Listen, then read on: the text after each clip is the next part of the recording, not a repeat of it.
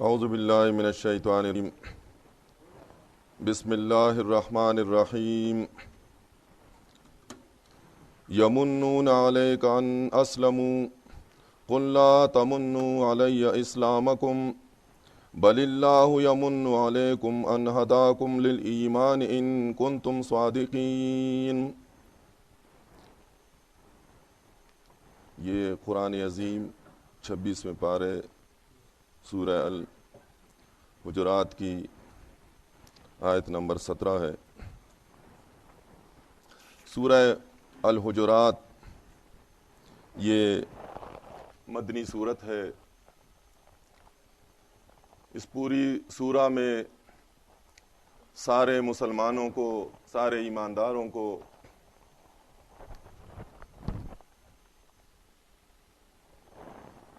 معاشرتی آداب، اخلاقیات اور معاملات وغیرہ کا درس دیا گیا ہے۔ ایمان والوں کو سمجھایا گیا ہے کہ تم نے اللہ کو اپنا رب مانا ہے، تم نے آخرت پر یقین کا اقرار کیا ہے، تو جو کچھ دنیا میں ہے سارا کچھ یہ نہیں ہے، اس کے بعد کچھ اور سے تمہیں سامنا پڑے گا، دوسری زندگی ہے، تمہیں اس زندگی کو سامنے رکھنا ہے، اس کے لیے تمہیں تگ دوڑ کی کوشش کرنی چاہیے۔ یہ دنیا یہ عارضی جگہ ہے، ہمیں اپنے رب کے پاس جانا ہے۔ جانے کے بعد وہاں اس دنیا کے ایک ایک لمحے کا حساب ہوگا۔ جو کچھ آج ہم یہاں کرتے ہیں اسی پر فیصلہ ہوگا، اسی پر ہار جیت کا دار و مدار ہوگا۔ اگر کوئی جیتے گا تو وہ بھی اس دنیاوی اعمال کی وجہ سے، اگر کوئی ہارے گا تو اس دنیاوی اعمال کی وجہ سے ہارے گا۔ وہاں فیصلہ سنایا جائے گا۔ اس رب نے بڑے آسان انداز سے ہمیں خبردار کیا ہے، سمجھایا ہے، ہمارا مہربان رب ہے۔ کوئی ایسی مشکل بات اپنی کتاب میں بیان نہیں کی ہے کہ ہم انسانوں کی سمجھ میں نہ آئے۔ اس نے بتا دیا ہے کہ جو کچھ تم کرتے ہو تمہارا ہر عمل ہمارے علم میں ہے۔ اس کے باوجود ہم نے نگہبان مقرر کیے ہیں، کرامن کاتبین مقرر ہیں۔ تم جو کچھ بھی کرتے ہو، نیک کرتے ہو، نیک نوٹ کیا جاتا ہے، نیکیاں لکھی جاتی ہیں۔ بد عمل کرتے ہو، گناہ کرتے ہو، وہ بھی لکھے جاتے ہیں۔ تمہارے دل میں یہ خیال نہ ہے کہ جو کچھ تم کرتے ہو اپنی مرضی سے کرو گے، تم سے کوئی پوچھنے والا نہیں ہے۔ ایک دن آنے والا ہے کہ ہم تمہیں کھڑا کریں گے، تمہارے ہی اعمال کو تمہارے سامنے پیش کر دیں گے۔ اپنا اعمال نامہ تم دیکھو گے تو تم چیخ اٹھو گے۔ جو کچھ فرشتوں نے تیار کیا ہے تمہارے وہم و گمان میں بھی اکثر کا نہیں تھا۔ جب تم دیکھو گے اپنے اعمال نامے کو، پکار اٹھے گو ما لہذا الکتاب لا یغادر صغیرا ولا کبیرا۔ کیسی کتاب ہے؟ تو وہ عمل نامہ تیار کیا گیا ہے، وہ فائل تیار ہوئی ہے کہ یہ تو ہمارے وہم و گمان بھی نہیں تھا، اس میں تو بہت ساری باتیں ہم بلا چکے تھے، ہمیں بھی یاد نہیں تھا۔ جب یہ اپنے عمل نامے یہ انسان دیکھیں گے تو جہاں سے بھی دیکھیں گے اس میں لکھا ہوگا بہت ساری باتیں، یہ ان کے ذہن میں نہیں تھا۔ جس طرح دنیا میں بھی انسان بنا اس طرح ہے۔ دنیا میں کتنی باتیں ہوتی ہیں، ہم اعمال کرتے ہیں، کبھی بچپن کا دوست ملتا ہے، کبھی اسکول کے زمانے کا ساتھی ملتا ہے، کبھی کچھ عرصے پہلے جو بات کی ہوتی ہے اس کا ذکر ہوتا ہے، تو ہم یہی کہتے ہیں جی یہ تو مجھے یاد نہیں ہے۔ وہ کہتا ہے جی یہ ہم نے ایسا کیا تھا، تو بعد میں یاد آ جاتا ہے ہمیں، انسان کو یاد آ جاتا ہے کہ ہاں وہ بچپن میں یہ بات ہوئی تھی، یہ بات میں نے کی تھی، یاد آ جاتا ہے یاد دلانے پر۔ تو جب یہ اپنے اعمال نامے دیکھیں گے تو اس میں یہ جب دیکھے گا تو سارے معاملات لکھے ہوئے ہیں۔ وہ باتیں بھی ہوں گی جو اس کو یاد بھی نہیں تھی۔ یہ کس لیے اس مہربان رب نے یہ باتیں بیان کی ہیں؟ اس لیے کہ یہاں پر تمہیں محتاط ہو کر پرہیزگار بن کر تمہیں زندگی گزارنی ہے. تمہیں ان افعال سے اعمال سے پرہیز کرنا ہے جس سے رب ناراض ہوتا ہے. رب کو ناراض نہ کرو، وہ اعمال نہ کرو، وہ اعمال کرو جس سے رب راضی ہوتا ہے.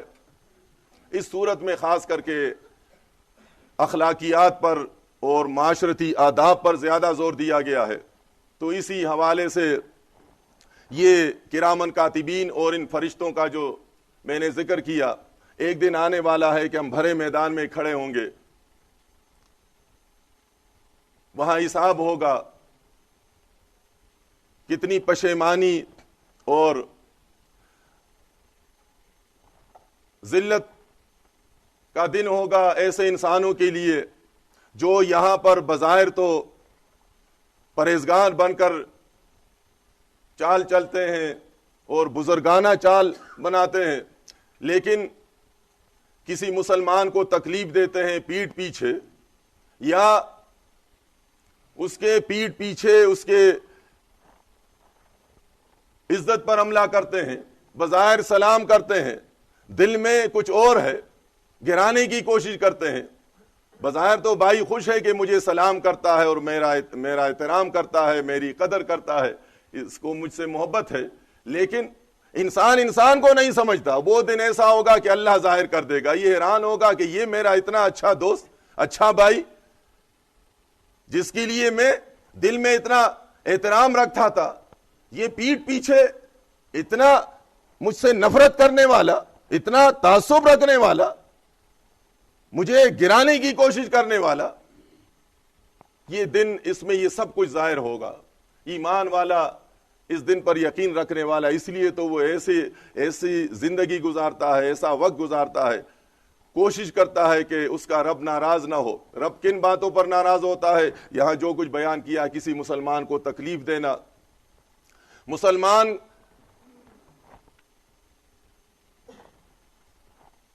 کے دل کو جلانا.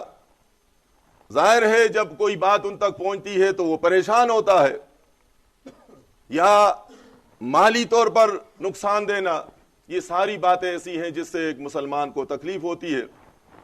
یہ تو بعد میں اس کا ذکر آیا ہے، بیان ہوگا. اس صورت کے لیے یہ بیان کیا گیا ہے. اس کے شروع میں جب یہ آیت نازل ہوئی، فرمایا گیا یا ایھا الذین آمنوا لا تقدموا بین یدی اللہ ورسولہ واتقوا اللہ ان اللہ سمیع علیم. کہ ایمان والو، دیکھیں سارا خطاب ایمان والوں سے ہے. فرمایا گیا ایمان والو، تم اپنی بات رسول، اللہ اور رسول سے آگے بڑھانے کی کوشش نہ کرو. اللہ سے ڈرو، بے شک اللہ تعالیٰ سننے والا جاننے والا رب ہے. اس میں یہ بات بھی آتی ہے کہ ایک انسان وہ اللہ اور رسول کے مقابلے میں اپنی بات چلاتے ہیں. جس طرح بدنصیبی سے ہمارے علماء ہیں، ان کے ساتھ ہمارا ذاتی جھگڑا نہیں ہے. جب ہمارے مساجد سے آواز اٹھتی ہے، یہ انہوں نے فرقے بنائے ہیں، مسالک بنائے ہیں. ہونا تو یہ چاہیے تھا کہ قرآن اور حدیث کو اللہ کی رضا کے لیے بیان کرتے. جانتے ہیں ان کو عربی بھی آتی ہے، سب کچھ سمجھتے ہیں، لیکن دین کو پیشہ بنانے کی وجہ سے انہوں نے اللہ اور رسول کے احکامات کو پس پش ڈالا ہے. وہ باتیں سامنے کی ہیں جن سے ان کو فائدہ ہوتا ہے دنیاوی. عقائد خراب کر دیے انسانوں کے، خاص کر کے کلمہ پڑھنے والوں کے. دیکھیں اللہ اور رسول کے مقابلے میں اپنی بات چلاتے ہیں. یہ نبی علیہ السلام کی وفات کا قرآن کہتا ہے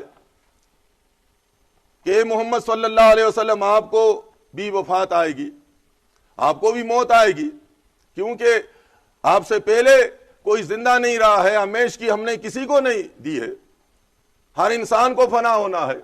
لیکن آج یہ اپنی بات چلاتے ہیں اللہ کی کتاب کے مقابلے میں.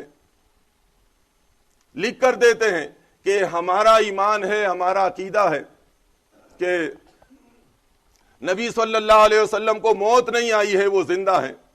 یہ اس آیت کی مخالفت کرتے ہیں. نبی صلی اللہ علیہ وسلم اور مہربان رب نے دین کو بیچنے سے منع کیا ہے. یہ اللہ اور رسول کے احکامات کے مقابلے میں بات چلاتے ہیں. قرآن میں ان کے پاس ثبوت نہیں، سنت میں ثبوت نہیں ہے، فتویٰ دیتے ہیں، اپنی بات چلاتے ہیں کہ متقدمین میں اسلام کے آغاز میں تو یہ ثبوت نہیں ملتا ہے، لیکن متاخرین بعد میں آنے والوں نے ہمیں اس کی اجازت دی ہے، اس لیے فتویٰ دیتے ہیں کہ تم لے سکتے ہو۔ قرآن حکم دیتا ہے کہ اپنی بات نہ چلاؤ اللہ اور اللہ کے رسول کے مقابلے میں، قرآن حدیث میں ہے، ایصال ثواب نہیں ہے، ہر انسان کو اپنے عمل کے مطابق اجر ملے گا، جو کچھ اس نے کیا ہے اسی کے مطابق اس کو بدلہ دیا جائے گا۔ یہ آج اللہ اور رسول کے مقابلے میں اپنی بات چلاتے ہیں کہ یہ جائز ہے، ایک بات تو نہیں ان کی، آپ بات نوٹ کریں گے، سراسر ان کا مقابلہ ہے قرآن اور سنت سے۔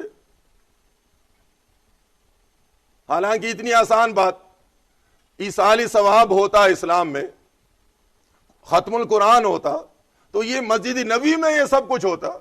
سب سے زیادہ قرآن سے، اللہ کی کتاب سے تو محبت صحابہ کرام کو تھی، ہر جمعرات کو ختم کرتے، ہر اپنی عزیز کی وفات پر وہ ایصال کرتے۔ نبی صلی اللہ علیہ وسلم کے زمانے میں یہ چیز نہیں مل رہی ہے، صحابہ کرام کے زمانے میں نہیں ہے، تابعین کے زمانے میں نہیں ہے، تبع تابعین کے زمانے میں نہیں ہے۔ نہ جمعرات کو کچھ پکاتے تھے، نہ سال پر پکاتے تھے، نہ تیجا کرتے تھے، نہ 40واں کرتے تھے۔ مدرسے چلانے والے، بڑی بڑی مساجد میں امامت کرنے والے آج وہ یہ فتویٰ دیتے ہیں قرآن اور حدیث کے خلاف۔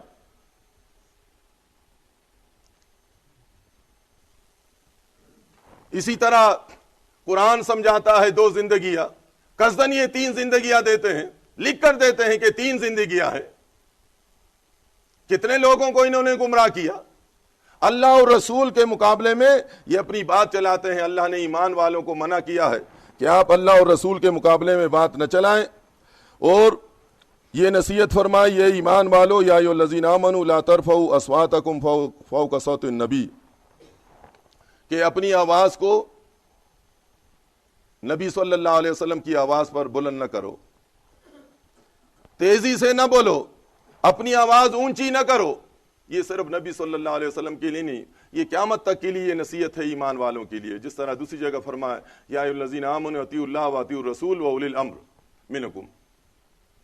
ظاہر ہے نبی صلی اللہ علیہ وسلم کے بعد تو نبوت ختم ہو گئی، اب امراء ہوں گے مسلمانوں کے، تو یہی معاملہ امراء کے ساتھ کرنا ہے۔ یہ آیت سن کر امت کے نمبر 2 ولی عمر بن خطاب رضی اللہ عنہ، وہ اتنا آہستہ بولتے تھے، اتنا آہستہ سے بولنے لگے کہ نبی صلی اللہ علیہ وسلم کو دوبارہ پوچھنا پڑتا تھا کہ عمر ذرا زور سے بولو۔ یہ بخاری اور مسلم کی صحیح روایت ہے۔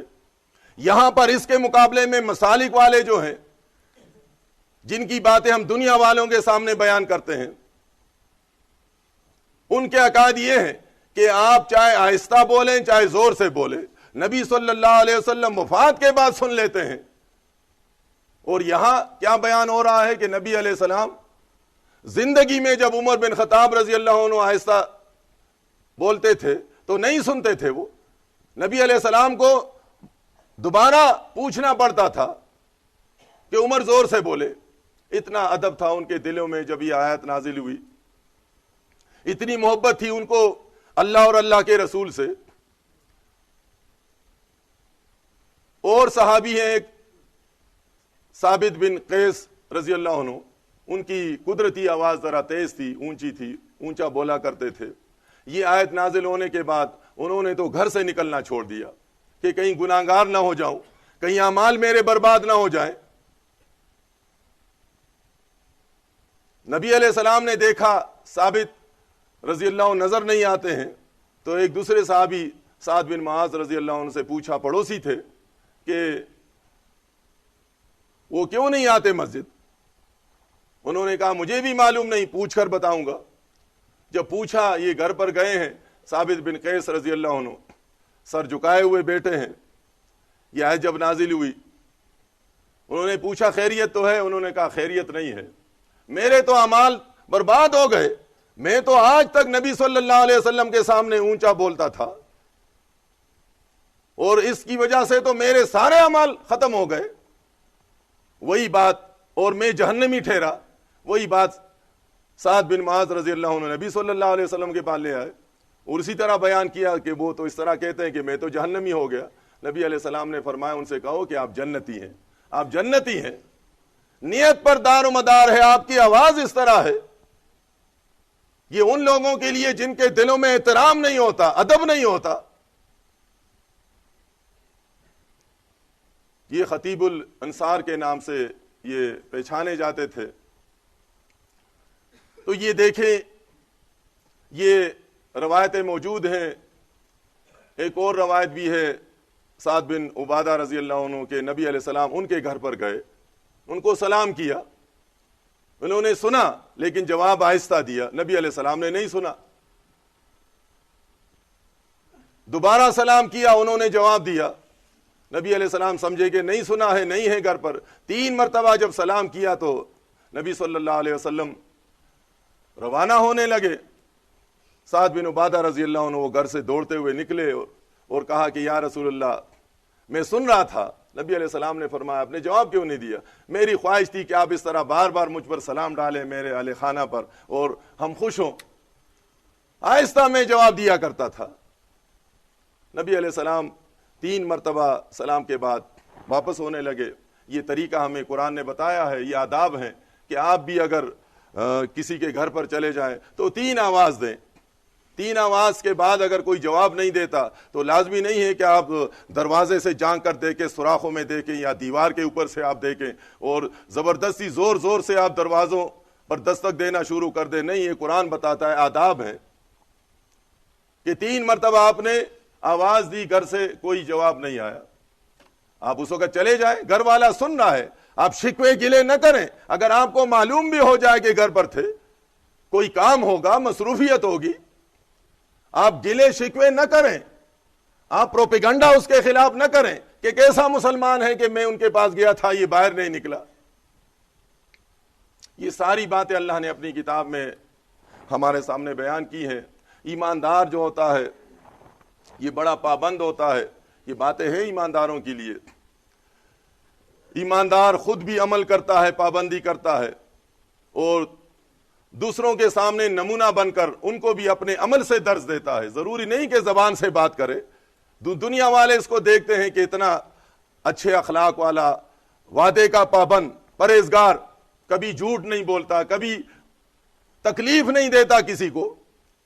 اس اعمال سے، اس مسلمانوں کے ان اعمال سے اور مسلم کے اس عمل سے دوسرا متاثر ہوتا ہے، کیونکہ مسلمان ہی کو تو دنیا کو سیدھا کرنا ہے. اگر یہ خود ٹیڑھا رہے یہ دوسروں کو کیا سیدھا کرے گا.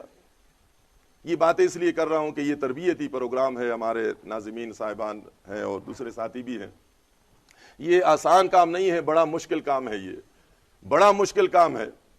آپ کو اس کے بدلے جنت ملے گی. جنت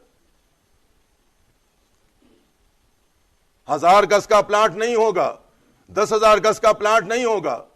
اس کی چوڑائی زمین سے لے کر آسمان تک ہوگی، سب کچھ اس میں تیار ہوگا. اللہ نے انعام کے طور پر ایماندار بندوں کے لیے تیار کر رکھی ہے وہ جنت. تو اس کے لیے کچھ پابندیاں تو کرنی ہوں گی. جو ہمارا نفس چاہے، جو منہ میں آئے، جو جی میں آئے وہ ہم نکالیں، نہ ثبوت ہو نہ دلائل ہو اور ہم کہیں کہ جی ہم تو مسلم ہیں. نہیں، مسلم پرہیزگار ہوتا ہے. پرہیز یعنی اللہ کی نافرمانی سے پرہیز کرنے والا. سوچتا ہے، بولتا ہے تو بولنے سے پہلے سوچتا ہے کہ کہیں نافرمانی نہ ہو جائے اللہ کی، کہیں کسی مسلمان کو تکلیف نہ پہنچے میرے بولنے سے، میرے ہاتھ سے. نبی علیہ السلام نے نشانیاں بھی بیان کی ہے کہ مسلم وہ ہوتا ہے جس کے ہاتھ اور زبان سے کسی دوسرے کو تکلیف نہیں پہنچتی. مسلمان، یہ سارا اس میں بیان ہوا ہے. مسلمان کا بھائی ہوتا ہے، بڑی محبت ہوتی ہے، بڑا احترام ہوتا ہے ان کے دلوں میں. ایسا نہیں کہنا چاہیے کہ ایک مسلمان بھائی، ایماندار بھائی جو دین کا کام کرتا ہے، تو یہ اس کے پیچھے دوربین لے کر پڑ جائے، دیکھتا ہوں کہ یہ کہیں کمزوری تو نہیں دکھاتا ہے، کہیں اس میں کمزوری تو نہیں ہے۔ اسلام کا کام ہے، دین کا کام ہے، آخر کسی کو کرنا ہے، کسی کو تو ذمہ دار بننا ہے، اور ذمہ دار بنتے ہیں تو انسان ہی بنتے ہیں۔ انسان جو ہے ان میں کمزوریاں بھی ہیں، اللہ نے ذکر کیا ہے۔ انسان نافرمانیوں سے بچتا ہے، گناہوں سے بچتا ہے اللہ کی مدد سے، اللہ کی توفیق سے۔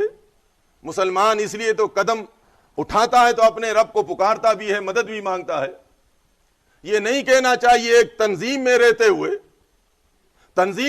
ہوئے کسی ذمہ دار سے کوئی قصور ہو جائے، کوئی غلطی ہو جائے تو شروع ہو جائے چاروں طرف سے کہ جی دیکھیں یہ ہمارے ذمہ دار ہیں اور یہ ہمارے فلاں ہیں۔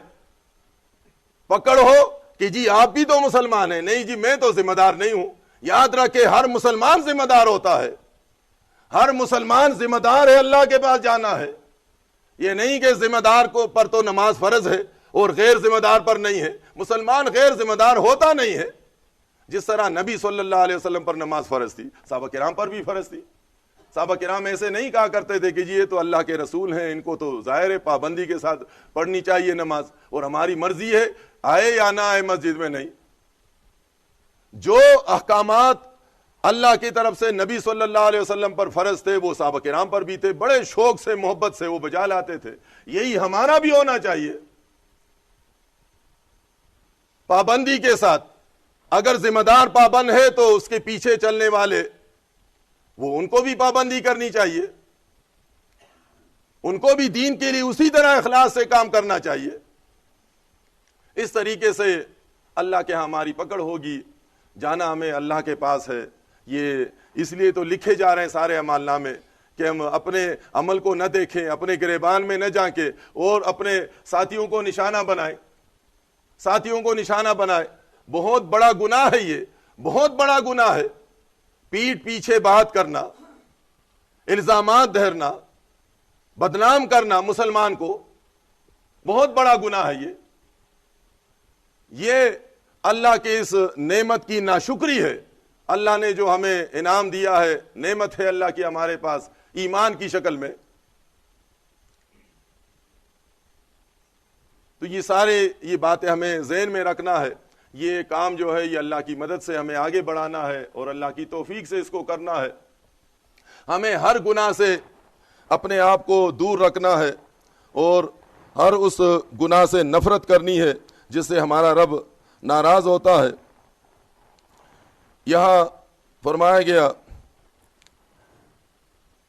کہ اے ایمان والو، جب تمہارے پاس ایک فاسق کوئی خبر لے آئے تو اس کی تحقیق کیا کرو۔ یہاں اس کا یہ مطلب نہیں ہے کہ فاسق گناہگار آئے تو اس کی تو تحقیق کریں، اور کوئی اپنا ایماندار آئے تو اس کو بغیر تحقیق کے اس پر ہم فیصلہ کر دیں۔ ایک ایماندار بھی انسان ہوتا ہے، اس سے بھی غلط بات نکل سکتی ہے۔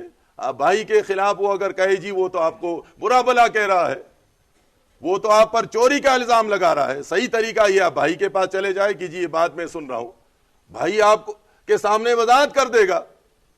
یہ نہیں کہ آپ کہیں کہ ایماندار نے یہ بات کی ہے اور بالکل میرا اس پر عقیدہ ہے، ایمان ہے، میں بھی نہیں مانتا، دوسرا بھی ایماندار وضاحت کر رہا ہے، اس کی بات آپ نہیں مانتے ہیں۔ اس سے تنظیمیں نہیں چلتی ہے، دین کا کام نہیں ہوتا۔ یہ ہمیں اپنے مہربان رب نے یہ بتا دیا ہے کہ آپس میں تمہارے معاملات ہو تو تحقیق کیا کریں، آپس کے ساتھ آپ کا میل جول ہونا چاہیے، پوچھ لیا کریں۔ آنکھیں بند کر کے آپ کسی سے نفرت، کسی کے خلاف ہو جانا اور برا بھلا کہنا بغیر ثبوت کے، یہ اسلام میں منع ہے۔ یہ فرمایا کہ یہ اللہ کا فضل ہے اور اس کی نعمت ہے کہ اللہ نے تمہارے دلوں میں ایمان کی محبت ڈالی ہوئی ہے۔ اب جو اپنے ایمان سے محبت کرنے والے ہوں گے تو ظاہر ہے وہ اپنے بھائیوں سے اسی طرح احترام سے ملیں گے، اور اپنے بھائیوں کے اگر کچھ قصور ایسے سامنے آ بھی جائیں تو اللہ کی رضا کے لیے درگزر کرنے والے، معاف کرنے والے، کیونکہ وہ اپنے رب کا احسان ماننے والا ہوتا ہے کہ میرے رب نے مجھ پر بڑے احسانات کیے ہیں، بڑے احسانات ہیں میرے رب کے، اگر کبھی ایسی کمزوری سامنے بھی آ جائے تو اپنے رب سے اپنے بھائی کے لیے دعا کرتا ہے، اپنے لیے بھی، اپنے ایسے بھائیوں کے لیے بھی۔ اور اسی طرح فرمائے کہ ایمان والو تم آپس میں بھائی بھائی ہو، کبھی اگر تمہارے بھائیوں میں اس طرح ناچاکی ہو جائے، لڑائی ہو جائے، تو ان میں تم صلح کیا کرو، انصاف کیا کرو، یہاں تک کہ جن بھائیوں کو تم سمجھا رہے ہو اس میں اگر کوئی زیادتی کرتا ہے تو ان کو سختی سے منع کرو، سختی سے روکو ان کو، کیونکہ تم بھائی بھائی ہو۔ صلح کرنا اللہ کو پسند ہے، بھائیوں کو لڑانا، بھائیوں میں نفرت پیدا کرنا، اس سے شیطان خوش ہوتا ہے۔ اگر ہم ایمان کا دعویٰ کرتے ہیں تو ہمیں مومنوں کو ملانا ہے، قریب کرنا ہے، مومنوں میں بدگمانیاں پیدا کرنا، اشکالات پیدا کرنا، نفرتیں پیدا کرنا، اس سے اللہ ناراض ہوتا ہے، یہ شیطان کا کام ہوتا ہے۔ ایماندار کا کام کیا ہے؟ وہ مومنوں کو قریب لانا۔ یہاں تک کہ نبی علیہ السلام نے فرمایا کہ اگر دو مومنوں کو ملانا پڑے اور صلح کے وقت تو ایک مومن اپنے طرف سے کچھ ایسے الفاظ بھی ادا کر سکتے ہیں جس میں جھوٹ ہو، کیونکہ دو مومنوں کو ملا رہا ہے، وہ ایمان والوں کو ملا رہا ہے وہ، حالانکہ جھوٹ گناہ ہے، لیکن دو مسلمانوں کو ملانا، اس وقت اگر آپ ایسے الفاظ کہیں جس سے یہ مل گئے، ان کے دلوں میں محبت پیدا ہو گئی، اس پر آپ کو اللہ کی طرف سے اجر ملے گا۔ فرمایا کہ تم آپس میں بھائی بھائی ہو، تمہارے بھائیوں میں اگر ایسا کوئی ناچاکی ہو، ایک دوسرے پر ظلم کرنے والا، حق مارنے والا، تو تمہیں انصاف کرنا ہے، یہاں تک کہ فقاتل التی تبعی حتی تفیہ الی امر اللہ، تمہیں ان سے سختی سے پیش آنا ہے۔ فقاتلو کا یہ یہاں مطلب نہیں ہے کہ آپ ان سے لڑیں، قتال کریں، جس طرح حدیث میں یہ بیان ہوا ہے کہ اگر کوئی کسی نمازی کے سامنے سے گزرتا ہے، یہ گناہ ہے نمازی کے سامنے سے گزرنا، نبی علیہ السلام نے فرمایا کہ اگر 40 سال بھی تمہیں انتظار کرنا پڑے تو انتظار کرو، 40 سال بھی۔ ایک انسان اگر قصدن کسی کے نمازی کے سامنے سے گزرتا ہے تو نبی علیہ السلام نے فرمایا فَلْيُقَاتِلْهُ فَإِنَّمَا هُوَ شیطان، تو فَلْيُقَاتِلْهُ کا یہ مطلب نہیں کہ اس کو مارو، اس سے قتال کرو، نہیں، اس کو روکو، سختی کے ساتھ، سختی کے ساتھ روکو کہ نمازی کے سامنے سے نہیں گزرنا چاہیے۔ اسی طرح یہاں بھی جو اللہ نے حکم دیا ہے کہ اگر ان میں ناچاکی ہو، کہیں پر جھگڑا ہو، تو فقاتل التی تبعی حتی تفیہ الی امر اللہ، اس میں جو زیادتی کرنے والا ہے تو ان کو آپ سختی کے ساتھ روکیں، منع کریں، یہاں تک کہ وہ شریعت کے مطابق فیصلہ کرنے پر راضی ہو جائے، اور جب راضی ہو جائے، قرآن حدیث کے ماننے کے لیے تیار ہو جائے، تو پھر اس کے بعد آپ ان کے درمیان انصاف کے ساتھ فاصلحوا بینہما بالعدل، انصاف کے ساتھ، عدل کے ساتھ آپ فیصلہ کریں۔ ان اللہ یحب المقسطین، اللہ تعالیٰ بے شک وہ انصاف کرنے والوں کو وہ پسند کرتا ہے۔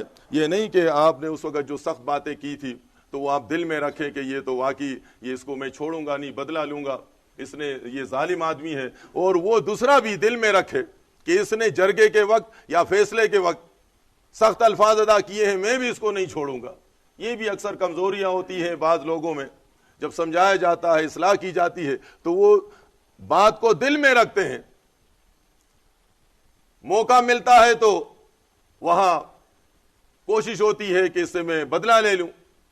یہ نہیں ہونا چاہیے۔ مومن کا ہر معاملہ اللہ کی رضا کے لیے ہوتا ہے۔ اگر ایک مومن سختی کرتا ہے دوسرے مومن پر، ایماندار پر، اللہ کی رضا کے لیے، دوسرا دیکھتا ہے کہ میرا ایماندار ذمہ دار ساتھی ہے، اس نے جو فیصلہ کیا ہے اللہ کی رضا کے لیے کیا، اللہ اس کا اجر دے، یہ جذبات ہونے چاہیے۔ اس کی تشریح یہاں کی گئی ہے اور بتایا گیا ہے، یہاں تک کہ فرمایا گیا کہ تم ایمان والے ہو، آپس میں ایک دوسرے کا مذاق نہ اڑاؤ. ایک قوم ایک خاندان کسی دوسرے قوم خاندان اور قبیلے کا مذاق نہ اڑائے. عورتوں کا الگ ذکر کیا گیا کہ ایمان والیاں وہ اپنے دوسرے ایماندار خواتین کا مذاق نہ اڑائیں. زیورات زیادہ ہیں تو مذاق نہ اڑائیں. ایمان والوں کے پاس پیسہ زیادہ ہے تو مذاق نہ اڑائیں. اللہ نے حسن دیا ہے، خوبصورت ہیں، تو وہ کسی ایسے مسلمان کا مذاق نہ اڑائیں جو زیادہ خوبصورت نہیں ہے. ایسے ایماندار کا مذاق نہ اڑائیں جس کے پاس پیسہ نہیں ہے. پیٹھ پیچھے اشارے نہ کریں، جا رہا ہے وہ اشارے کرتے ہیں. ان سے قرآن نے منع کیا ہے. یہ مسلمانوں کے درمیان نہیں ہونا چاہیے. اور ایسے نام سے نہیں پکارنا ہے جسے سن کر اس کو تکلیف ہو اور وہ پریشان ہو.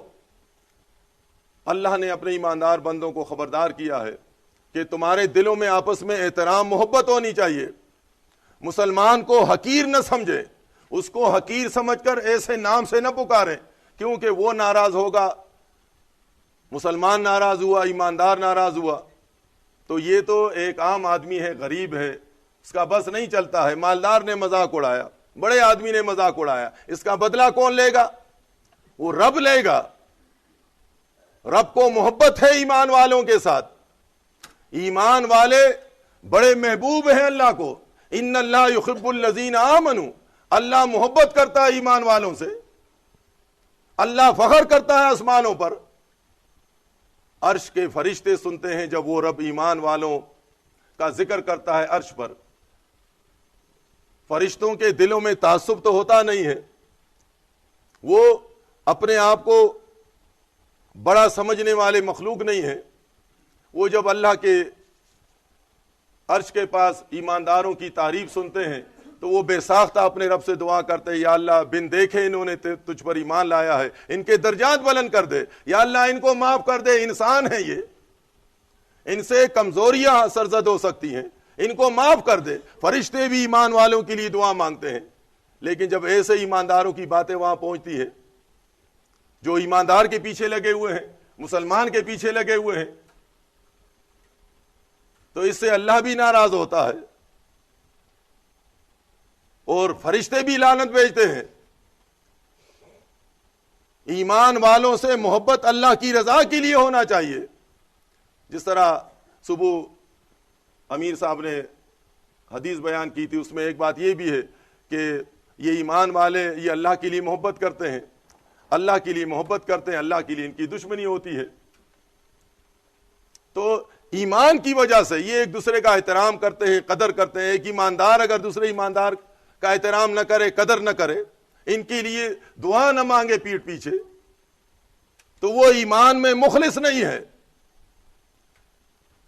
آپ ایماندار کے لیے دعا مانگیں گے پیٹھ پیچھے، اس کا اجر آپ کو کون دے گا؟ اللہ دے گا. آپ اس کو نہ بتائیں، آپ اس کو نہ بتائیں. آپ جس رب سے دعا کر رہے ہیں اس کے لیے، وہ رب سننے والا ہے، وہ سننے والا رب ہے، وہ آپ کو اس کا بھرپور اجر عطا فرمائے گا. آپ اس کے نیک بندے سے محبت کرتے ہیں، ایمان والے سے محبت کرتے ہیں.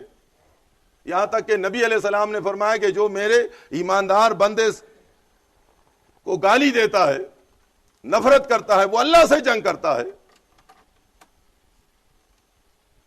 اتنا بڑا مقام ہے ایمان والوں کا. یہ ہماری یہ تنظیم جو بنی ہے، یہ اس وقت ہم اور آپ خود یہ دعویٰ کرتے ہیں پوری دنیا میں. یہ اللہ کی مہربانی بھی ہے کہ اس وقت ان اندھیروں میں ایک ایسی آواز اٹھی ہے، خالص قرآن اور سنت کی تنظیم ہے. جو بات بھی کی جاتی ہے قرآن اور حدیث سے، قرآن اور سنت سے. ہم یہ نہیں کہتے کہ ہمارے علماء نے یہ بات کی، ہمارے مشائخ نے یہ بات کی، ہمارے اماموں نے یہ بات کی. ہم قرآن حدیث سے دلائل دیتے ہیں. اسی نام پر ہم جمع ہوئے ہیں. یہ اس رب کی مہربانی ہے کہ جن کو یہ کام کرنا تھا وہ دنیا دار بن گئے، وہ پیشہ ور بن گئے، وہ دنیا بنا رہے ہیں. کتنا بنائیں گے؟ مالک نے ان کو سمجھایا ہے کہ متاع دنیا قلیل. کتنا تم مفتی صاحب بناؤ گے، کتنا تم محتمم صاحب جمع کرو گے؟ ساری دنیا کا مال بنا لو تو بھی یہ قلیل ہے. یہ قلیل ہے، اس سے کچھ آپ کے کام نہیں آئے گا، خالی آتا جاؤ گے.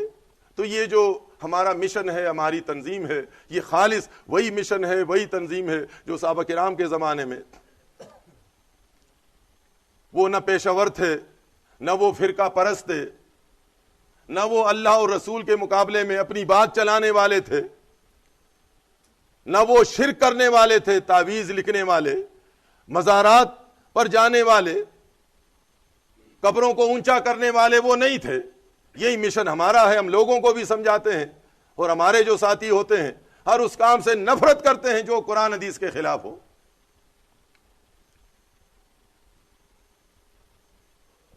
اس مشن کو آگے بڑھانے کے لیے ہمیں قدم قدم پر حسبنا اللہ حسبی اللہ کا نعرہ لگانا ہے اور اللہ سے دعا کرنی ہے، وہی ہمارا حامی ہوگا، مددگار ہوگا تو ہم آگے بڑھیں گے۔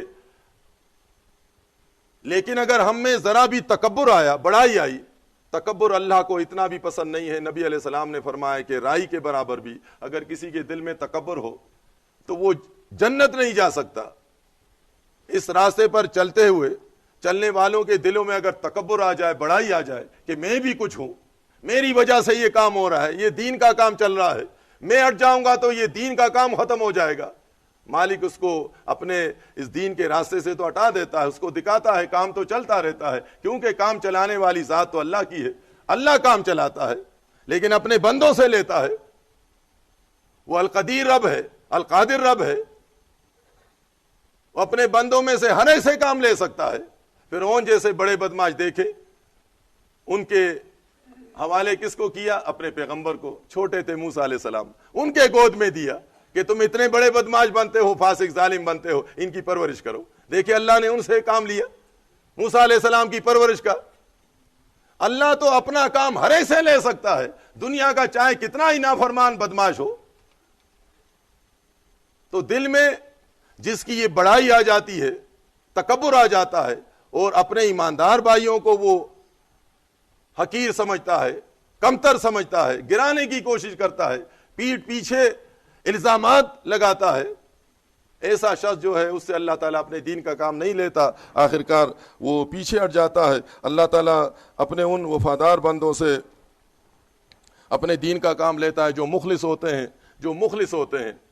بظاہر تو ان کے پاس زیادہ علم نہیں ہوتا لیکن اندر سے مخلص ہوتے ہیں، اللہ تعالیٰ ان سے اپنے دین کا کام لیتا ہے۔ کتنے بڑے بڑے ہیں اس ملک میں، دنیا میں پڑھانے والے، استاذ الاستاذ، اساتذہ، استاذ الاساتذہ ہیں، سند دینے والے، عقائد آپ دیکھیں گے سراسر قرآن حدیث کے خلاف ہے، دنیا بنانے کے پیچھے پڑے ہوئے ہیں۔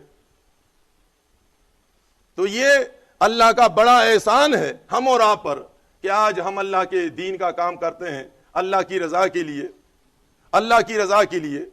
ایک وقت آئے گا کہ اس کا اللہ تعالیٰ بڑا چڑھا کر ہم سب کو اس کا اجر دے گا، جانا ہمیں اس کے پاس ہے۔ وہ قدردان رب ہے، وہ اپنے بندوں کے اعمال کی قدر کرنے والا۔ ایسے لوگوں کو خبردار کیا گیا جو الزامات لگاتے ہیں اور مسلمانوں کو تکلیف دیتے ہیں۔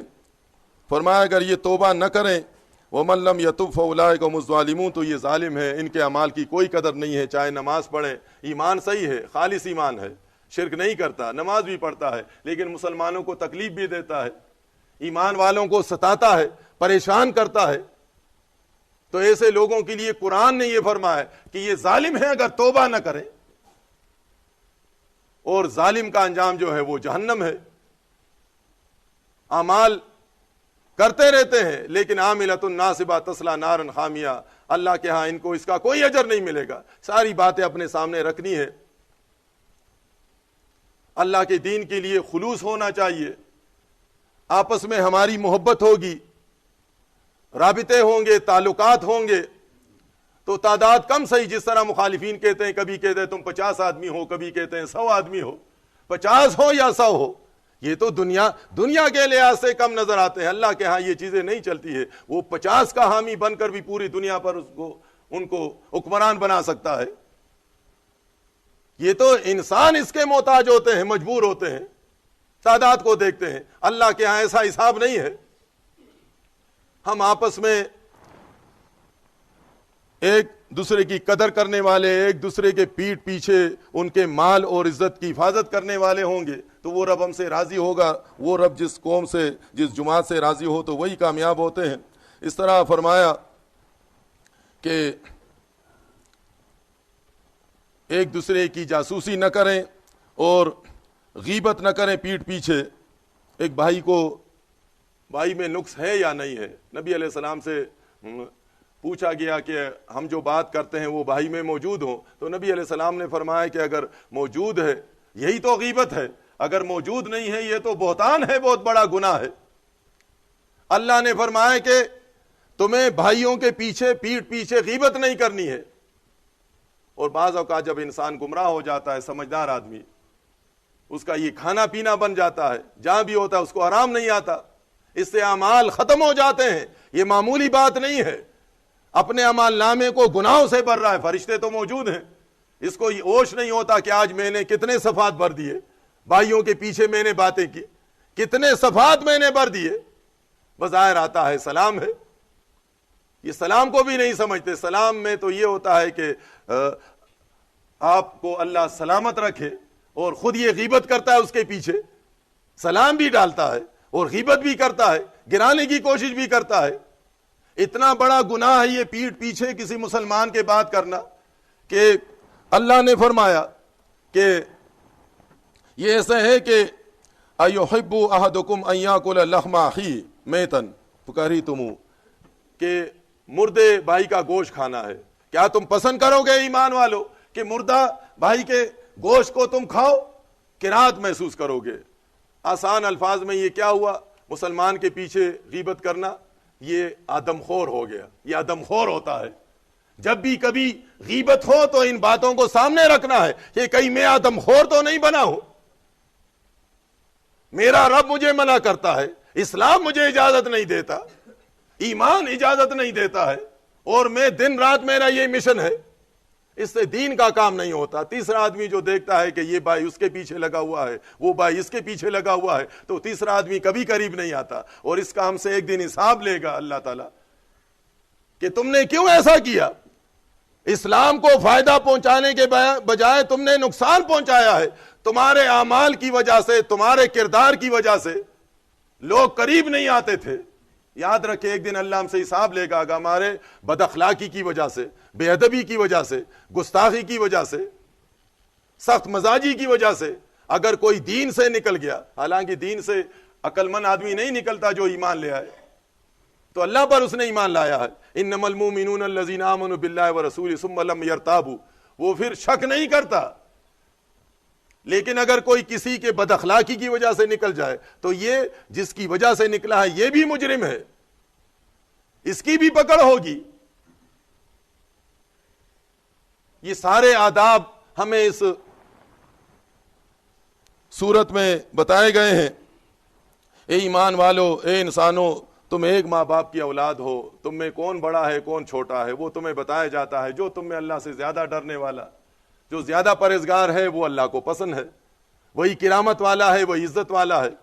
اللہ کسی کے خاندان کو نہیں دیکھتا، کسی کے مال کو نہیں دیکھتا، کسی کے چہرے کو نہیں دیکھتا، کسی کی اقتدار کو نہیں دیکھتا، وہ ایمان کو دیکھتا ہے۔ تم میں جو بھی ایماندار ہیں، تمہارے ماں باپ کو وہ جانتا ہے، تمہارے باپ کو مٹی سے بنایا ہے، تم مٹی سے پیدا ہونے والے باپ کی اولاد ہو۔ اس رب کے سامنے بڑائی کا اظہار نہ کرو، بڑا نہ بنو، تم بڑے نہیں ہو۔ ہاں تم اس وقت بڑے ہوگے جب تم اللہ سے ڈرنے والے ہوگے۔ بڑا کون ہے؟ جو اللہ سے ڈرے، ایمان لائے۔ دنیا میں تو ہم جس کے پاس اقتدار ہوتا ہے اور جس کے پاس پیسہ ہوتا ہے ہم کہتے ہیں جی بڑا آدمی ہے، لوگ ان کو بڑا کہتے ہیں۔ اللہ کے پاس بڑا کون ہے؟ جو ایماندار ہوگا، اچھے اعمال کرنے والا، یہ بڑا آدمی۔ بڑا آدمی کہاں جائے گا؟ جنت میں جائے گا۔ چھوٹا کون ہے؟ شرک کرنے والا، نافرمان، قرآن حدیث سے انکار کرنے والا، یہ چھوٹا ہے۔ تو اللہ کے ہاں وہی کرامت والے ہیں جو آج اس دنیا میں اللہ پر ایمان لے آئیں اور تقوی اختیار کریں، ان کاموں سے اپنے آپ کو دور رکھیں جس سے اللہ نے ان کو دور رکھنے کا حکم دیا ہے، اور خبردار کیا گیا کہ تم جو عمل کرتے ہو ان اللہ علیم خبیر، اللہ تعالیٰ جاننے والا اور مہربان ہے۔ اس طرح پھر فرمایا کہ تم نے ایمان لایا ہے، اسلام میں داخل ہوئے ہو، تو یہ کسی پر احسان نہیں ہے تمہارا، نہ رسول پر احسان ہے نہ اللہ پر احسان ہے۔ آج اگر ہم نے ایمان قبول کیا ہے، دین کے لیے ہم کام کرتے ہیں، تو یہ کسی پر احسان تو نہیں ہے، نبی علیہ السلام پر احسان نہیں ہے۔ اس زمانے میں کچھ دیہاتی لوگ ایسے ہوتے تھے کہ وہ آ کر نبی علیہ السلام کے سامنے کہا کرتے تھے کہ دیکھیں جی ہم نے ایمان قبول کیا ہے، یہ قربانی دی ہے، وہ قربانی دی ہے، اور یہ ہمارا اتنا نقصان ہوا ہے۔ یہ اپنے ایمان کو جتلایا کرتے تھے، بتایا کرتے تھے کہ ہم مسلمان ہوئے ہیں، تاکہ یہ لوگ ہمارا احترام کریں۔ اس اسلام لانے کی وجہ سے، ایماندار بننے کی وجہ سے ان کو سمجھایا گیا کہ اگر تم نے ایمان لایا ہے، یمنون علیک ان اسلموا، اے محمد صلی اللہ علیہ وسلم یہ تم پر احسان جتاتے ہیں، تو ان سے آپ کہیں قل لا تمنوا علی اسلامکم، کہ ہم پر اپنے اسلام کو نہ جتاؤ۔ تم نے اگر اسلام لایا ہے تو اپنے آپ کو جہنم سے بچا لو گے، اس میں کون سی ایسی کسی پر احسان جتلانے والی بات ہے؟ ایمان نہ لاؤ گے تو جہنم چلے جاؤ گے، ایمان لایا ہے تو اپنے آپ پر تم ترس کھاتے ہو، اپنے اوپر احسان جتلاتے ہو۔ ایمان ہم لے آتے ہیں، نماز پڑھتے ہیں، روزے رکھتے ہیں، اللہ کو کیا فائدہ؟ کچھ بھی نہیں۔ یہ جو کچھ بھی ہم کرتے ہیں اپنے لیے کرتے ہیں، ہمیں انعام ملے گا، اللہ ہم سے راضی ہوگا۔ تو اپنے اس اسلام لانے سے ہمیں یہ فائدہ اٹھانا ہے کہ اللہ کے ہاں کامیابی ہمیں حاصل ہو، اللہ کا شکر ادا کرنا ہے کہ یا اللہ شکر ہے اتنے سارے لوگ رہتے ہیں، اس میں بڑے بڑے دنیاوی طور پر تعلیم یافتہ ہیں، ان کو یہ نصیب نہیں ہے، تو نے ہمیں نصیب کیا ہے، ہمیں ایماندار بنایا ہے، ہمیں ایمان کی سمجھ دی ہے، ہمیں سیدھے راستے پر لگایا ہے۔ کبھی کبھی ہم دیکھتے ہیں کہ اتنے بڑے اداروں میں، یونیورسٹیوں میں کتنی ڈگریاں ہوتی ہیں، ان کے سامنے اب جب یہ الہکم الہ واحد کی بات کرتے ہیں تو وہ نہیں سمجھتے۔ لیکن کبھی ایسا ہوتا ہے دیہاتوں میں، پہاڑوں میں، اپنے جانور چرانے والے، ان کے سامنے بات کی جاتی ہے، وہ سمجھ جاتے ہیں، وہ الہکم الہ واحد، وہ سمجھ جاتے ہیں یہ اللہ کا احسان ہوتا ہے، یہ اللہ کا احسان ہوتا ہے ان پر۔ اگر آپ کو اور ہمیں اللہ نے یہ ایمان کی دولت سے نوازا ہے تو اس پر بڑائی نہیں کرنی چاہیے، اللہ کے شکر گزار ہونے چاہیے۔ یہ اللہ کی نعمت ہے کہ ہمیں اور آپ کو اس کی سمجھ دی ہے۔ کتنے ہم سے زیادہ علم والے اور سمجھدار لوگ ہیں، وہ نہیں سمجھتے۔ آج وہ مردے کو داتا سمجھ رہے ہیں، چادر چڑھا رہے ہیں، سب کچھ ان کے پاس ہے، دنیاوی طور پر ہر علم ہے ان کے پاس، وہ آج مردے کو غوث الاعظم کہہ رہے ہیں، آپ نہیں کہتے ہیں۔ یہ اللہ کی سمجھ ہے، اللہ کی کتاب میں سب کچھ لکھا ہوا ہے۔ وہ تعویذ لٹکاتے ہیں، آپ سمجھدار ہیں، نہیں لٹکاتے آپ۔ وہ نبی علیہ السلام کو، اولیاء اللہ کو اللہ کا شریک ٹھہراتے ہیں۔ آپ کے پاس زیادہ ڈگریاں نہیں ہیں لیکن آپ سمجھدار ہیں، اللہ کی کتاب کے مطابق تمہارا ایمان ہے۔ اللہ نے حکم دیا ہے کہ میرے علاوہ کسی کو نہ پکارو، لہو دعوت الحق، اس کا حق ہے یہ۔ آج لکھے پڑھے لوگ وہ پکار رہے ہیں، آپ نہیں پکار رہے ہیں۔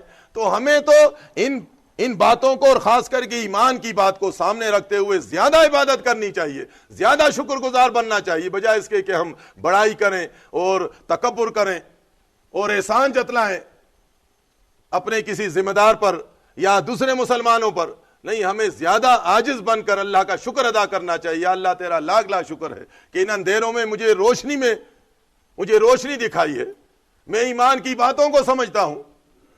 اگر میں ایسا نہ ہوتا، ایمان کی بات کو سمجھنے والا نہ ہوتا، تو آج میں بھی دوسرے گمراہوں کے ساتھ ہوتا۔ اور یہ بات صحیح بھی ہے۔ دیکھیں آج اگر یہاں یہ بات ہماری سمجھ میں نہ آئی ہوتی اور ایماندار نہ ہوتے تو آج ہم بھی دیوبندی ہوتے، بریلوی ہوتے، اہل حدیث ہوتے، شیعہ ہوتے۔ ہم میں سے کتنے لوگ مزارات پر جانے والے ہوتے، نیاز دینے والے، ان پیری مریدی کے چکر میں پڑنے والے، اور یہ دنیا دار سیاستدانوں کے لیے جھنڈے اٹھانے والے ہوتے۔ اللہ کا کتنا بڑا کرم ہے، احسان ہے کہ اللہ نے ان کے غلامی سے، ان کے چنگل سے ہمیں بچا لیا ہے، سیدھے راستے پر لگا دیا ہے۔ سیدھے راستے پر چلتے ہوئے اللہ کی بڑائی ہونی چاہیے، جس طرح نبی علیہ السلام کیا کرتے تھے۔ زبان پر سبحان اللہ، الحمدللہ ہونا چاہیے، اللہ کی تعریفیں ہونی چاہیے۔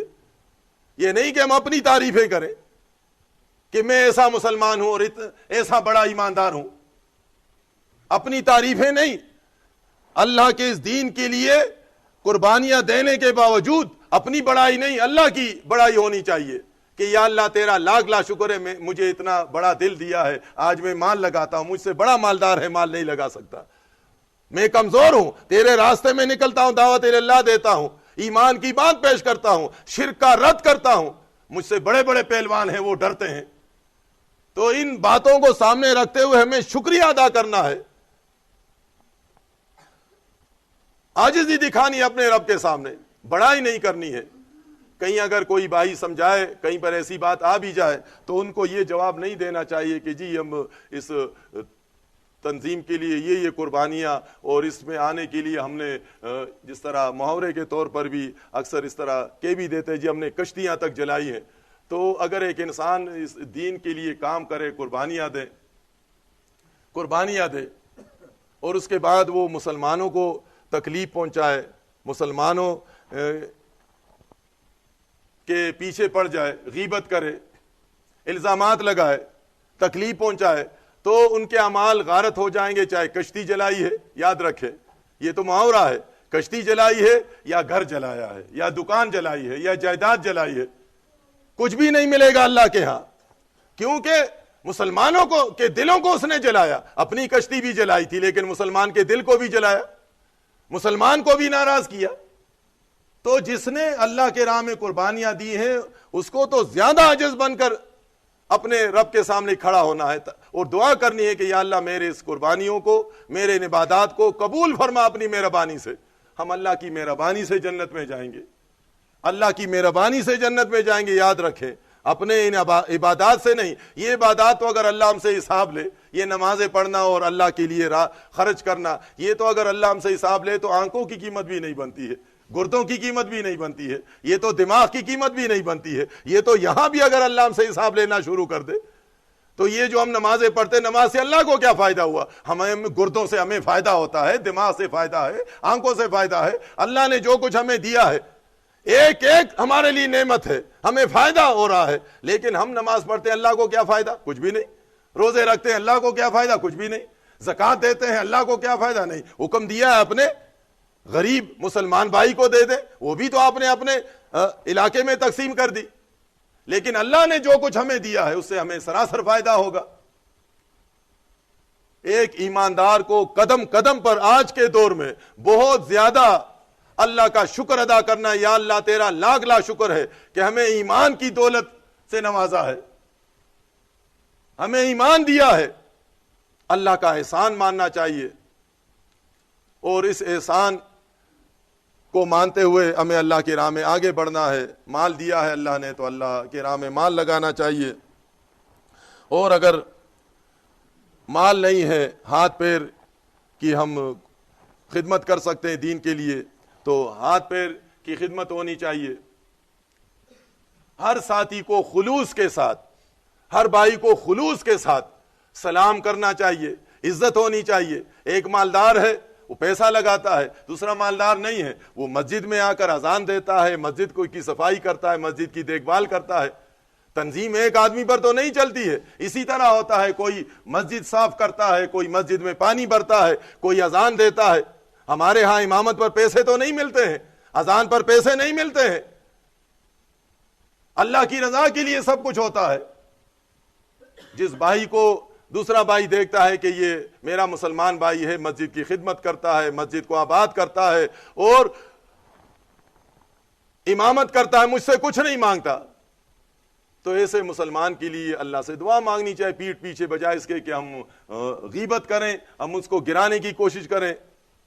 بعض اوقات کچھ کمزوریاں بھی ہو سکتی ہیں, ظاہر ہے مدرسوں سے آنے والے لوگ تو نہیں ہیں, ہماری قرات میں بھی فرق ہو سکتا ہے اور ہمارے مسائل بیان کرنے میں بھی کچھ اس طرح باتیں آ سکتی ہیں.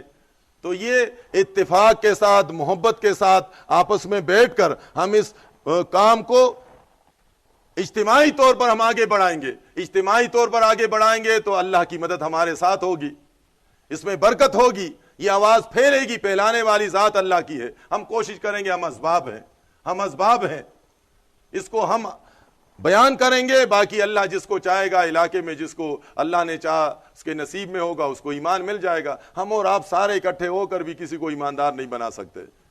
ہمارا ایمان ہے کہ نبی علیہ السلام بھی آ جائے, ان دیوبندیوں کو سمجھانا شروع کرے، دیوبندی نہیں سمجھیں گے، جس میں جو خوش نصیب ہوگا وہ سمجھ لے گا۔ نبی علیہ السلام آ جائیں، صحابہ کرام آ جائیں، ان اہل حدیث کو سمجھانا شروع کر دیں کہ ہم اہل حدیث نہیں تھے، ہم مسلم تھے، یہ نہیں مانیں گے، یہ ان سے بھی بحث مباحثہ کریں گے، یہ کبھی اپنا راستہ نہیں چھوڑیں گے سوائے اس کے کہ اللہ تعالیٰ ایمان دینا چاہے۔ تو ان لوگوں کو آپ اور ہم نہیں سمجھ آ سکتے۔ ایمان اللہ دیتا ہے، جس سے راضی ہوتا ہے تو پہاڑ کی چوٹی پر رہنے والے کو ایماندار بنا لیتا ہے، ایمان کی دولت سے نوازتا ہے، اور جس کے قسمت میں ایمان نہیں ہوتا تو اس کو عربی بھی آتی ہے، اس کو گرامر بھی آتا ہے، وہ عالم بھی ہوتا ہے، وہ دوسروں کو سند دینے والا ہوتا ہے۔ یہ بات ہمیں یاد رکھنی چاہیے کہ اللہ کے ہاں جنت میں ایماندار جائیں گے، ایماندار اللہ کے ہاں جنت میں ایماندار جائیں گے۔ زیادہ عربی بولنے والے، زیادہ کتابیں لکھنے والے، زیادہ مدرسے چلانے والے، اگر ان کے ایمان میں نقص ہے، ایمان میں شرک ہے، وہ جنت نہیں جا سکتے۔ جنت میں کون جائے گا؟ ایک زبان بولنے والا لیکن ایماندار تھا، مخلص تھا، ذرا ملاوٹ نہیں تھی، اللہ کے ہاں جنت میں وہ ڈال دیا جائے گا، ہمیشہ ہمیشہ کے لیے جنت میں داخل کر دیا جائے گا۔ اللہ کا اس پر بڑا انعام ہوگا، یہ خوش ہوگا، جنت اس کے قریب لائے جائے گی، وہاں ذرا بھی محنت نہیں ہے، جنتی کو چلنا نہیں پڑے گا جنت میں داخل ہونے کے لیے، جنت کو جنتی کے قریب لایا جائے گا، اتنے قریب کہ اپنی جنت میں قدم رکھ لے گا اور داخل ہو جائے گا۔ ہر چیز اس کی جنت میں اللہ کی طرف سے موجود ہوگی۔ اس لیے یہاں پر ایمانداروں کو سمجھایا گیا ہے کہ تم نے ایمان لایا ہے تو اپنے رب کا احسان مانو، اللہ نے تم پر بڑا احسان کیا ہے۔ بل اللہ یمن علیکم ان ہداکم للایمان ان کنتم صادقین، اللہ تعالیٰ نے تم پر بڑا احسان کیا ہے، تمہیں ہدایت دی ہے، اللہ نے ہمیں ہدایت کے راستے پر لگایا ہے۔ اب اگر ہم سچے ہیں تو ہمیں خلوص کے ساتھ اپنے رب کی بڑائی کرنی ہے، اپنے رب کے دین کے لیے آگے بڑھنا ہے، اور اس راستے میں اگر کوئی ہم سے الجھے، ضد کرے اور گالیاں دے تو اللہ کی رضا کے لیے ہمیں ان کو برداشت بھی کرنا ہے۔ یہ نصیحتیں بھی اللہ نے اپنی کتاب میں ہمیں دی ہیں، جھگڑنا نہیں ہے۔ ہم اگر کسی سے کہتے ہیں، تبلیغ کرتے ہیں تو ہمارا کوئی ذاتی مشن نہیں ہوتا، فائدہ نہیں ہوتا، اللہ کی رضا کے لیے ہم یہ باتیں پیش کرتے ہیں۔ اگر وہ ہم سے جنگ کرتا ہے، گالیاں دیتا ہے، ہمیں ان کو برداشت کرنا ہے۔ یہ اس میں سراسر ہمارا فائدہ ہے، سراسر فائدہ ہمارا۔ ہمیں کوئی گالی دیتا ہے، آپ کو ثواب ملا، آپ کو کوئی اس راستے میں چلتے ہوئے آپ سے کوئی نفرت کرتا ہے تو اللہ تعالیٰ اس کا آپ کو اجر دے گا۔ اس میں آپ یہ کوشش نہ کریں گے کوئی آپ کو ہار پہنائے، آپ کے حق میں نعرہ لگائے، یا آپ کسی پر احسان جتلائے، اس سے اعمال وہ ختم ہو جاتے ہیں، غارت ہو جاتے ہیں۔ کوشش ہونی چاہیے کہ اللہ نے ہم پر بڑا یہ احسان کیا ہے، ہمیں ایمان کی دولت سے نوازا ہے، آج ہم اللہ کی مہربانی سے اس ایمان کے راستے پر چل رہے ہیں۔ آج ہم یہ جانتے ہیں کہ مردہ ہوتا ہے، بے جان ہوتا ہے، دنیا والوں نے مردوں کو داتا بنایا ہے، مردوں کو دستگیر بنایا ہے۔ یہ اللہ کی مہربانی سے یہ بات ہماری سمجھ میں جو آسان بات ہے، ہماری سمجھ میں اللہ نے ہمیں اس کا علم دیا ہے۔ آج ہم یہ سمجھتے ہیں کہ اس میں ڈھانچہ ہے، اس میں ہڈیاں ہیں، اس میں مٹی ہے۔ یہ قبر والے دنیا والوں کے محتاج ہوتے ہیں، ان میں حاجت روا نہیں ہوتا، اور اللہ نے اس بات کی ہمیں سمجھ دی ہے کہ آج ہم فرقوں سے اپنے آپ کو دور رکھتے ہیں۔ فرقے اسلام میں یہ جرم ہے، فرقہ پرست بننا اور فرقوں کا نام اپنے اوپر رکھنا، یہ سارا کچھ یہ دین اسلام میں حرام ہے۔ نبی صلی اللہ علیہ وسلم کے زمانے میں یہ چیزیں نہیں تھی جو آج دین میں یہ شامل کیا گیا ہے۔ یہی طریقہ ہے کہ ہم اپنے رب کا شکریہ ادا کریں، اپنے رب کے احسانات کو مانیں، اور احسانات کا یہ طریقہ ہے کہ گھر بیٹھے نہیں کہ گھر بیٹھ گئے وہاں اللہ اللہ کرنا شروع کر دیں اور سبحان اللہ الحمدللہ نہیں، ہمیں میدان میں نکلنا ہے، میدان میں نکلنا ہے، عبادت کے وقت عبادت کرنی ہے، نماز کے وقت نماز پڑھنی ہے، 5 اوقات کی نماز پابندی کے ساتھ، پابندی کے ساتھ، کوئی مجبوری نہیں ہے، شوق کے ساتھ نماز پڑھنی چاہیے۔ یہ دل میں نہیں آنا چاہیے کہ جی کوئی دیکھنے والا تو ہے نہیں، کوئی مسجد میں ہوگا نہیں، اور میں کیوں مسجد جاؤں اور 5 اوقات کی پابندی میں کیوں کروں، ایمان عقیدہ تو میرا صحیح ہے، جب موقع ملے گا مسجد چلے جاؤں گا نہیں۔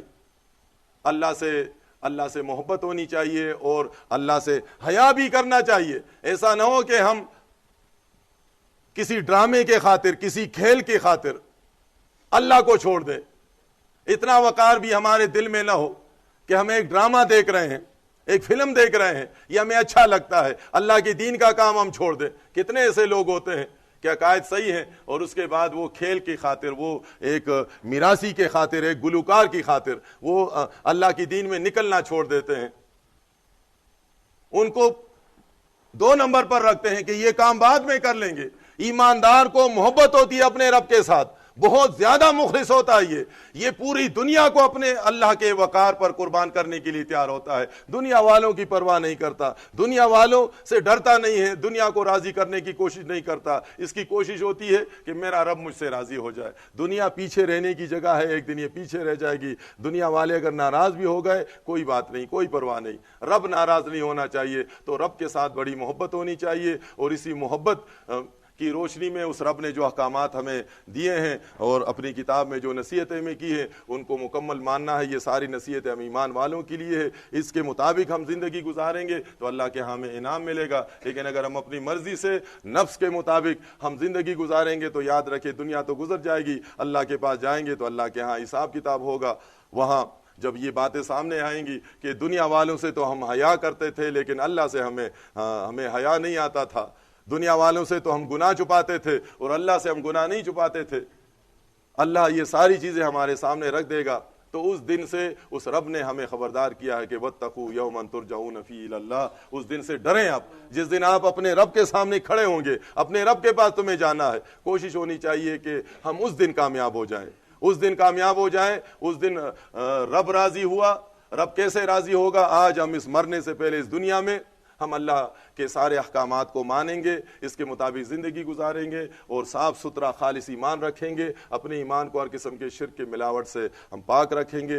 ایمانداروں کے لیے ہمارے دلوں میں محبت ہوگی، اسلام کے لیے ہم مخلص ہوں گے، اللہ کی دین کے لیے، اللہ کی رضا کے لیے ہم قدم بڑھائیں گے، اس نیت کے ساتھ کہ اللہ سے اجر لینا ہے، اللہ ہمیں اس کا اجر دے گا۔ تو وہاں جب جائیں گے تو وہ رب راضی ہوگا، وہ راضی ہوا تو جہنم کی آگ سے بچا کر نعمتوں سے بڑے باغات میں ہمیشہ کے لیے وہ مہربان رب ہمیں داخل فرما دے گا۔ اللہ تعالیٰ مجھے بھی توفیق دے، اب سارے بھائیوں کو۔